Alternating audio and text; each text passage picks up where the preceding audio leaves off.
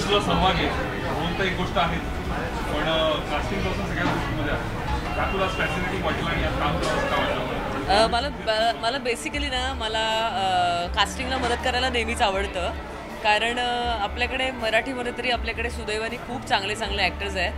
पण apt casting झालं तर त्याला आणखीन मजा येते. त्यामुळे गोष्ट वाचल्यावर मला वाचता वाचता जी लोकं किंवा ऐकता ऐकता जी लोकं डोळ्यासमोर येतात ती पटपट मी नेहमीच मी दिग्दर्शकाला सांगते की इथे हा छान वाटेल, इथे ती छान वाटेल, इथे ही छान वाटेल. नेसेसरी ते मित्र असले पाहिजे असं नाही, पण चांगले ॲक्टर त्या त्या रोलला असायला पाहिजे असं मला नेहमी वाटतं. त्यामुळे मी सलीलला हक्काने सुचवत राहिले आणि त्याला ते काही गोष्टी त्यातल्या आवडल्या ते त्यांनी अप्रोच केलं लोकांनाही वेळ होता, बाकी गोष्टी जमल्या आणि ते ॲक्टर्स मिळाले.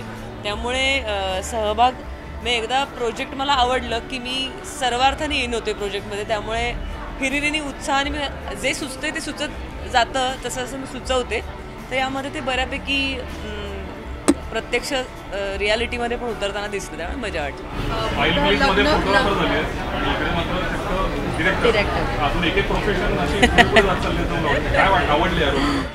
नाही, कॉन्सेप्ट खूप छान आहे सिनेमाचा. म्हणजे आपण खऱ्या आयुष्यात बऱ्याच जणांची खरी गोष्ट असते की आपण काहीतरी मनात एक ठरलेलं असतं आणि काहीतरी वेगळं करायला लागतं आणि ते करताना बरेचदा असं होतं की बऱ्याच जणांचा प्रवास हा थोडा निगेटिव्हिटीकडे जातो की मला खरं तर ते करायचं होतं यार, हे नाही करता आलं.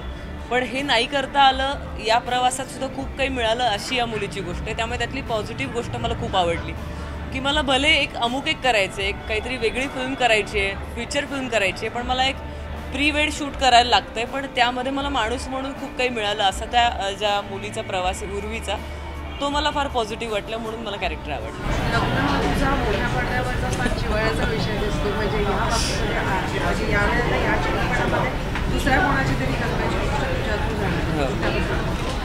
हां, म्हणजे खूप 1-2 वर्ष तर अशी होती ज्यामध्ये फक्त लग्न आणि लग्नाच्या आसपासच्या गोष्टी असेच माझे सिनेमे येत होते. टायटल्स तरी मंगलाष्टक असेल, लग्न पाव करून असेल असे सिनेमे येत होते. यात वेडिंगचा सिनेमा आहे पण यात माझं लग्न नाही आहे. पण ते विटनेस करताना, कारण या लग्नाची मजा अशी आहे की 2 अत्यंत वेगळ्या फॅमिलीजमध्ये हे लग्न होतं आणि हे वाक्य अगदी घासून पुसून आपण सतत ऐकलेलं आहे की 2 माणसांचं लग्न म्हणजे 2 कुटुंबांचं असतं आणि ते इथे प्रत्यक्षात होताना आपण बघतो. कारण 2 अत्यंत वेगळ्या पद्धतीच्या फॅमिलीज या लग्नामुळे एकत्र येणार आहेत आणि मग त्यामुळे माणसं म्हणून त्यांच्यात काय काय बदल होणार आहेत आणि ते बाहेरनं बघणारा एक सतत जो एक थर्ड पॉईंट ऑफ व्ह्यू आहे, जो या उर्वीचा आहे किंवा या फिल्म मेकरचा आहे, तर तिच्या आयुष्यात काय बदल होणार आहे हे बघताना जाम गमतीशीर काय काय अनुभव तुम्हाला पण येतो. मस्त आहे, सुपर्ब आहे. सलीलला एक तर क्लॅरिटी खूप आहे त्याला काय हवं आहे याची. त्यामुळे ती गडबड नव्हती कुठेच की त्याला आणखीन एखादा शॉट घेऊन बघायचा का किंवा कोणी सुचवलं तर तो अत्यंत वेलकम नोटवर असायचा की हां हे पण छान वाटतंय, पण मला आत्ता हे एवढंच हवं आहे असंही तो सांगत होता. त्यामुळे हे नेहमीच मला वाटतं की दिग्दर्शकाला जर क्लॅरिटी असेल तर काम करताना तुम्हाला खूप कम्फर्टेबल वाटतं आणि ते सलीलबरोबर काम करताना वाटलं. संवेदनशील तर तो आहेच, तो उत्तम संगीतकार, गायक, कवी, लेखक आपण त्याला बघितलं या सगळ्या भूमिकांमध्ये. पण दिग्दर्शकाची भूमिका ही कुटुंब प्रमुखाच्या भूमिकेसारखी असते बरेचदा आणि त्यामध्ये तो अत्यंत छान कुटुंब प्रमुखाची भूमिका त्याने निभावली असं मी म्हणते. सलील आणि तू म्हणजे रिअल लाईफमध्ये पण खूप चांगले फ्रेंड्स आहात आणि आता जसं तू प्रेस कॉन्फरन्समध्ये सांगितलं की पिक्चर संपता सगळ्यांबरोबर तुझं खूप चांगलं ट्युनिंग झालं. तर असं एखादं खास ट्युनिंग त्या व्यक्तीबरोबर किंवा कोस्टारबरोबर जे तुम्ही कायम लक्षात ठेवा?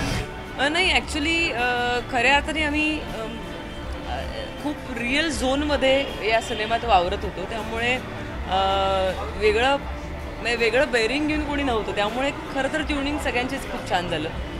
अलकाताई असेल, अश्विनी असेल, रुचा असेल किंवा प्राजक्ता हाणंगर तर ती माझी खूपच जुनी मैत्रीण आहे. पण त्यामुळे ही आयुष्यभर लक्षात राहावं, हे प्रोजेक्टच लक्षात राहतं. त्यामुळे सगळी माणसं तर राहतीलच काय. यामध्ये सुनील बर्वे आणि मी पहिल्यांदा एकत्र काम करतोय, जो खरं तर माझा काका आहे खऱ्या आयुष्यात आणि आम्ही कधीच आत्तापर्यंत एकत्र काम नाही केलं. त्यामुळे आम्हाला एक वेगळी मजा आली. तर अशा प्रकारे खूप लोकांना विविध ठिकाणून आम्ही एकत्र आलेले असल्यामुळे खूप लोकांना वेगवेगळे त्यांचे काहीतरी गमती सापडत गेल्या काम करतानाही, स्क्रीनवर सुद्धा आणि पडद्याच्या मागे सुद्धा.